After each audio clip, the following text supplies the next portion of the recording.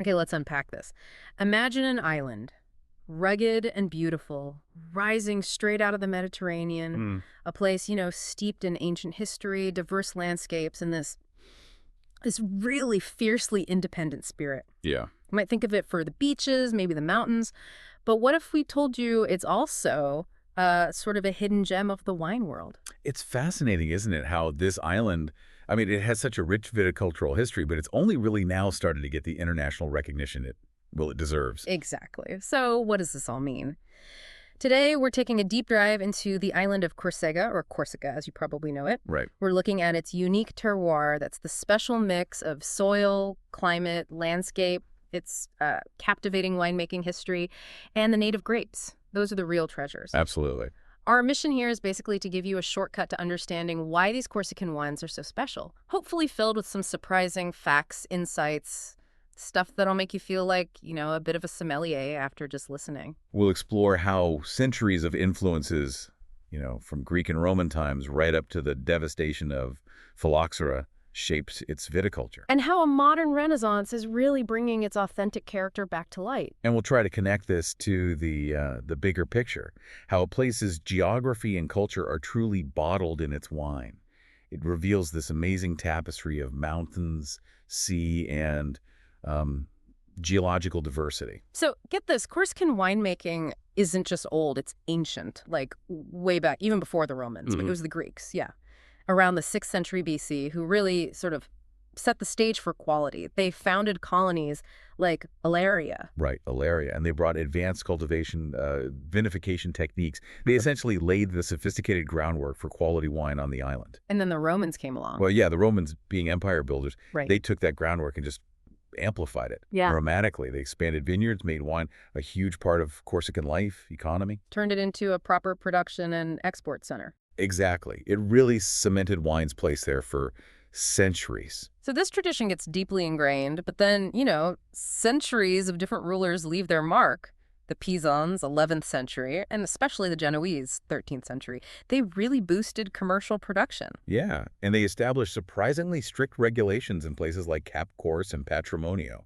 That's quite early for that kind of quality control thinking. Isn't it? Shows they were thinking ahead. Then the French arrive in the 18th century. And Corsican wines sort of slowly integrated into French markets, French norms. But, and this is key, the island's unique practices, its native grapes, they just stubbornly persisted. That independent spirit again. Exactly. They resisted being homogenized. But that persistence was tested hugely. Late 19th century, what nearly wiped it all out? Phylloxera. Like almost everywhere in Europe, Corsica got absolutely ravaged by that tiny aphid. Devastated the vineyards. Totally. Led to a long, really painful recovery. And for a while, yeah, the focus shifted. High-volume, lower-quality table wines became the norm. Just survival mode, really. Pretty much.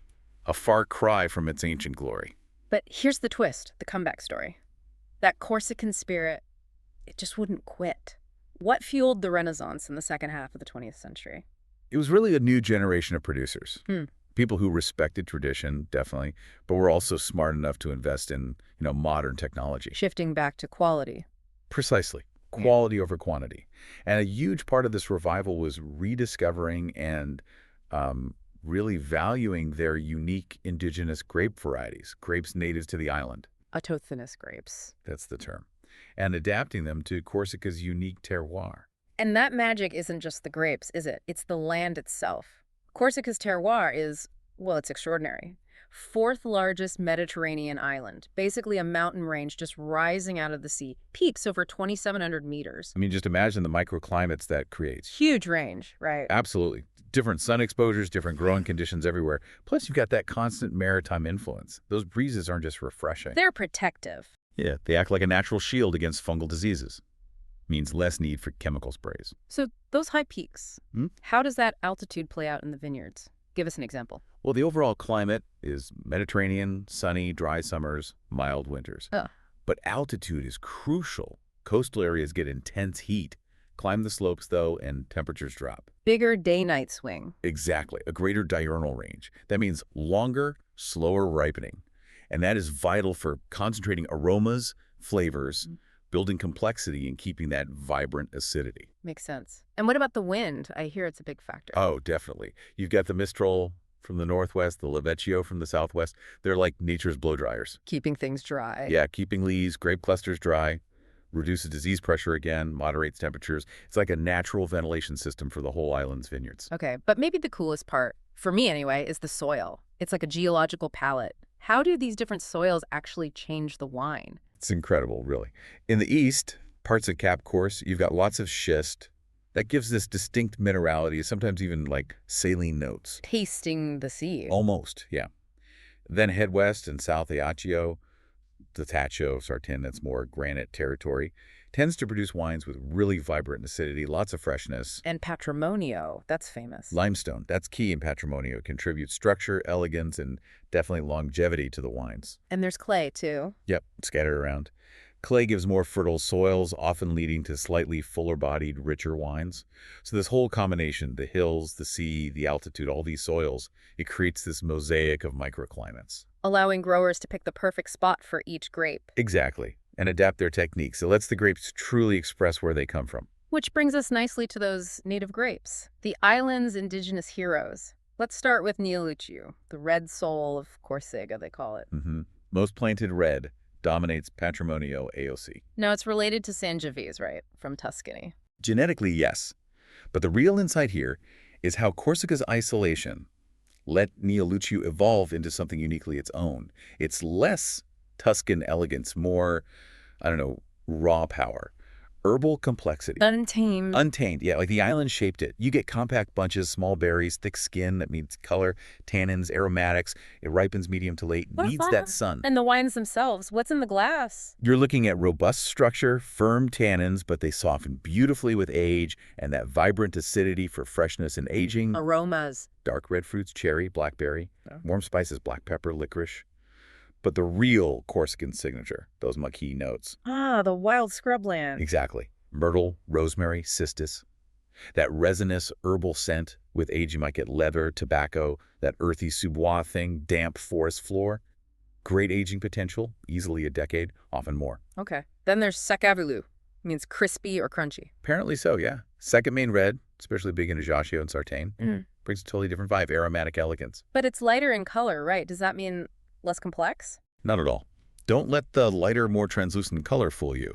It's got remarkable complexity, just delicate, subtle. You got spices like white and pink pepper, nutmeg, wild red fruits, raspberry, wild strawberry, tart cherry, maybe some floral notes, violet, rose, lavender. And on the palate. Elegance, freshness. The tannins are remarkably soft, silky. Still got that vibrant acidity, though. Definitely serve this one slightly cool, maybe 14, 16 Celsius. Really helps those aromas pop.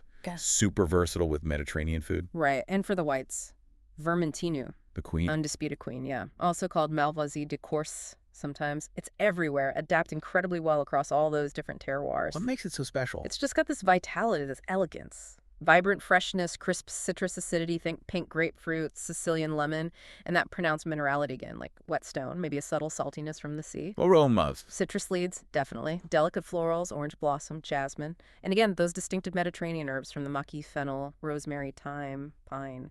And you mentioned a bitter finish. Yeah, it often has this subtle bitter note on the finish almonds. Grapefruit peel adds real depth, makes it stand out. Most are drunk young, but the best ones can actually age surprisingly well, developing honey, wax, nutty notes. Beyond these big three, Corsica is like a sanctuary for other traditional grapes being recovered, right? It really is. Passionate producers are bringing back gems like a Bianco Gentile that's a white, offering exotic aromas, passion fruit, mango, lovely texture. Wow. And others too, less known perhaps, Prustiano, which is red, Genoese, and Remenes, both whites. It's not just about novelty. It's crucial for preserving what they call ampelographic biodiversity. The grapevine library. Essentially, yeah, and creating truly unique wine identities. So native grapes are clearly the focus, but do international varieties like Grenache or Syrah play any role? They do, but it's usually strategic, complementary. Since might add softness and fresh red fruit to rosés or lighter reds. Grenache brings body warmth, ripe cherry spice notes. Syrah can add structure, color, maybe some peppery, earthy notes to reds. But they don't dominate.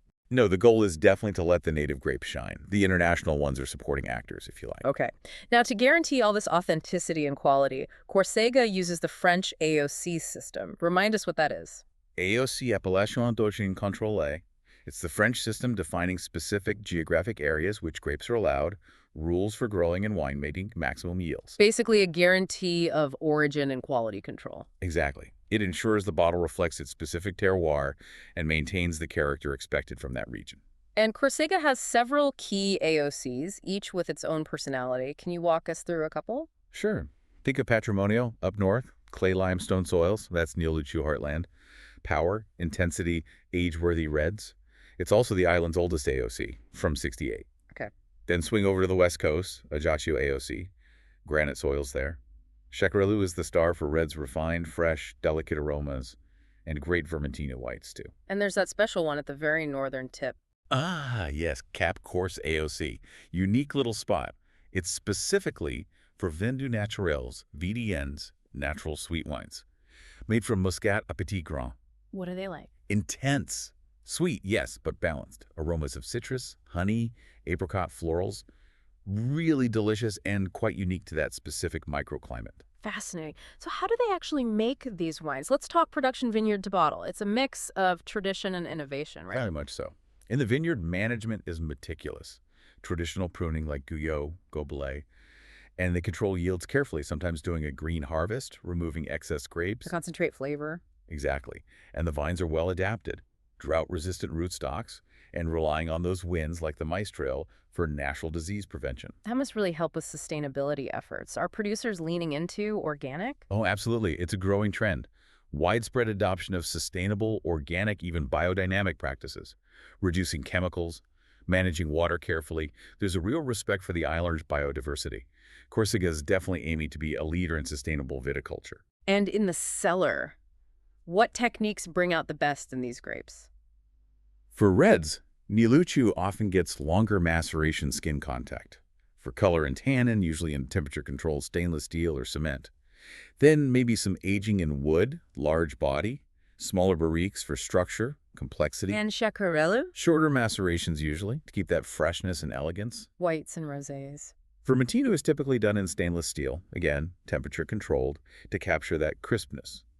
Though some producers are playing with oak barrels, even clay amphora now, for texture, without adding woody flavors. Interesting. Amphorae are really coming back. They are, and rosés, usually made by saignée, bleeding off some juice from red grapes or direct pressing, early harvest, cool fermentation to keep things fresh and fruity. Of course, being an island must present some challenges. Logistics, labor. Yeah, logistics for transport can be tricky, and sometimes finding enough skilled labor is tough. But the innovation is driven by sheer passion. Well, they're actively researching how native grapes can adapt to climate change, trying new vinification methods, even exploring previously overlooked terroirs within the island. It's a really dynamic scene. And all this effort leads to these incredibly distinctive wine styles. Let's talk taste. Pour a glass of Neoluccio, what hits you? Deep ruby, maybe garnet if it's older. Robust, definitely built to age. Aromas, dark red fruits, black cherry, blackberry. Spices, black pepper, licorice. And always that mucky, rosemary, thyme, pine resin. That wild herbal note. Exactly, with age. Leather, tobacco, sous-bois. It needs food, grilled red meats, lamb stews, aged cheeses. And Checarello, the elegant one. Lighter ruby, yeah. More aromatic. Think white pepper, sweet spices, fresh red fruits like raspberry, wild strawberry, maybe florals, violet, rose. Palate is vibrant acidity, but much softer tannins. Serve it a bit cool, 14-16 degrees C. Great with game birds, charcuterie. Many top reds actually blend the two for balance. With the structure and the perfume. Precisely. Okay, white wines, Vermentino's hallmarks. Straw yellow, maybe greenish hints. Vibrant, crisp citrus, grapefruit, lemon. Those Mediterranean herbs again. Delicate florals. Pronounced minerality. That subtle bitter finish adds character. Fantastic with seafood, grilled fish, fresh cheeses. And Corsica makes a lot of rosé, right? Significant production, yeah. Yeah. From Neoluccio, Checarello, Grenache. Colors vary, pale salmon to cherry pink. Aromas are fresh red fruits, citrus, maybe subtle herbs. Dry, refreshing, super versatile aperitifs, salads, light Mediterranean stuff. Don't forget the sweet Muscat du Cap course. Right. Golden to amber color. Intense aromas, candied citrus, dried apricot, honey, white florals. Sweet, but that balancing acidity is key. Perfect with fruit tarts, maybe that Corsican chestnut cake or blue cheese for contrast. So when tasting, what should you look for as a signature? Look for minerality from the soils, definitely that mucky herbal influence, freshness from the sea, wind's acidity, sometimes salinity. And notice the structure of the native grapes. Remember, many reds and some whites can age beautifully. And serving tips. Whites rosies chilled, 8-10 degrees C it. Reds slightly cool, 14-16 degrees C it. Young Nielucciu. Give it 30-60 minutes in a decanter to open up. Perfect, which leads us right into pairing these with Corsican food, a whole symphony of Mediterranean flavors. The cuisine reflects the island, doesn't it? Mountains mean amazing sheep and goat cheeses. Like brochu, fresh or dried passu. And the chestnut-fed pigs give incredible charcuterie, figatellu lonzu copa. Coast means seafood, mountains mean game, especially wild boar, and maki herbs are in everything. So pairings, Nielucciu's structure needs. Grilled red meats, wild boar stews, roasted lamb, aged cheap cheeses like brochu passu, hearty stuff. Figatellu being lighter. Great with game birds, rabbit, tomato dishes, Corsican charcuterie like figatellu. It complements rather than overwhelms. Vermentino's acidity is perfect for. Grilled fish, oysters, shrimp, fresh goat, or sheep cheeses. Cut through richness beautifully. And the rosés. Incredibly versatile. Aperitifs, salads, light pastas, even some Asian flavors work.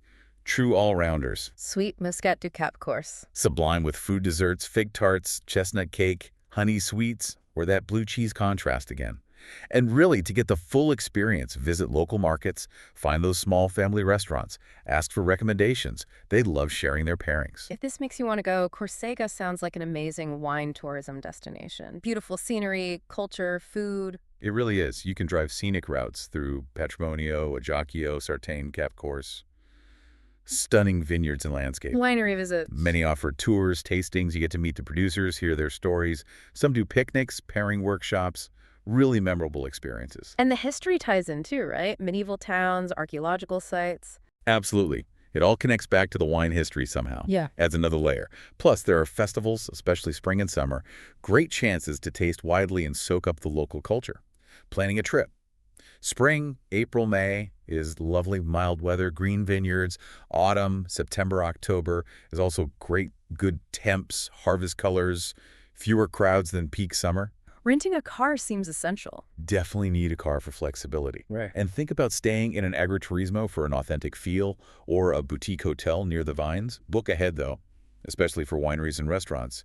And explore the food, learn a few French phrases, grab a wine map, and please have a designated driver for tastings. Okay, looking ahead. Challenges remain. Climate change is real hotter, drier summers. Means adapting. Water management, drought-resistant rootstocks. Plus, the global market is tough. They need to keep highlighting what makes them unique. Which is those native grapes. Exactly. Continuously promoting Nielucciu, Saccarello, Vermentino is crucial for cementing their place. That's their unique selling proposition. And sustainability remains a focus. Huge priority. Organic, biodynamic, water management. They want to be a model of respecting the island's ecosystem. And they keep innovating research into climate adaptation, new techniques, exploring new terroirs. It's all about securing the future. So we've journeyed through Corsica. Deep history, unique terroir of mountains and sea, the rise of these amazing native grapes. It really is a story of resilience, passion, the power of place. It really shows how terroir is more than just soil and climate. It's the people, their dedication. It's the whole Corsican story in a bottle. And here's where it gets really interesting, I think. We saw how Nielucciu, yeah, it's related to Sangiovese, but it developed this wild, untamed spirit on the island. Like, it absorbed Corsica's soul.